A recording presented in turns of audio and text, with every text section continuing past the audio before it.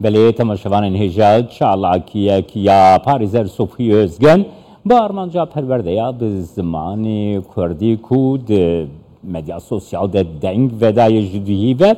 em derbasî İstanbolê bibin li gel Parîzer Sofî Özgen bixwe Armanca vê çalakiya wî qise bikin. Silav bû te kekeyê Subhî kek Subhî destpêkê de Armanca vê çalakiya te ji te bibîzim. بله کک صرفیه آرمانجا چالاکیات چیه؟ Silav keke Cemal o Kürdistan 23'ar. Ev çalakiyamın Armanca çalakiyamın bal bükşinim ser mafen zamanı Kürdi bala raya dera devleta Türkiye o bala raya gişya Türkiye bükşinim ser mafen zamanı Kürdi. Dvi varida tabi emi çent sahibi bejin ne teni dersa Kürdi jibu ku roje bale keksuf statya Kürdi ji bigre daxwazên wisa jî em ê bikin û em dixwazin bi çalakîka sivîl bi çalakîka hukukî bi çalakîka rewan raya güçlî jî bizanbe ku we Kurdên Bakur, Kurdên ku li Tirkiye dişin, daxwazan mafê zimanê xwe dikin. Kekê Sofî 24 mehê tu dest pê dike,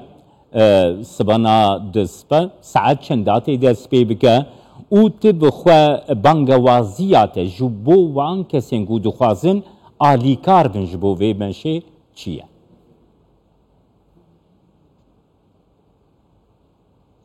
Belê.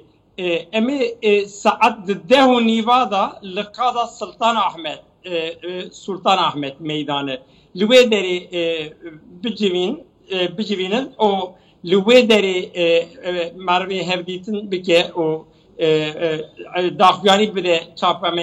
çapemeniya ku hatiye û ji wê derê ji bo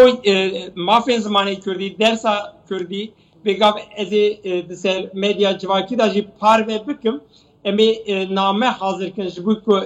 gel ji bo xalq kesê ku bixwaze ji serû komarê Tirkiye ra name bişîne û wihakî tê da emê bibêjin em dizanin ki ku 100 sal berê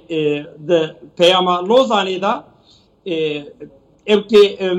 nûnerê Tirkiye qasirê Tirkiye ji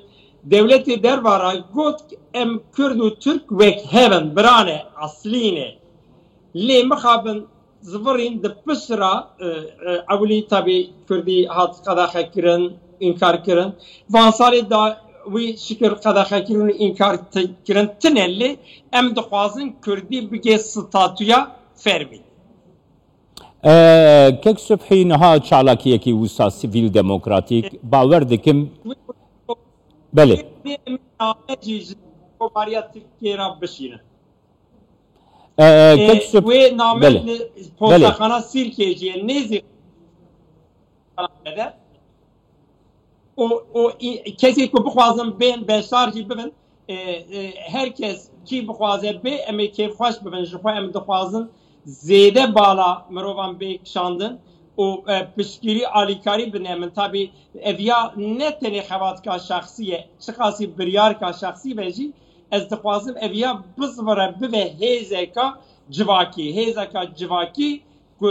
Kurdî û Kurdan bigihîne mafê xwe heqê xwe. Gelek spas bo te kekê Subhî Özgen ji Stenbolê li gel min.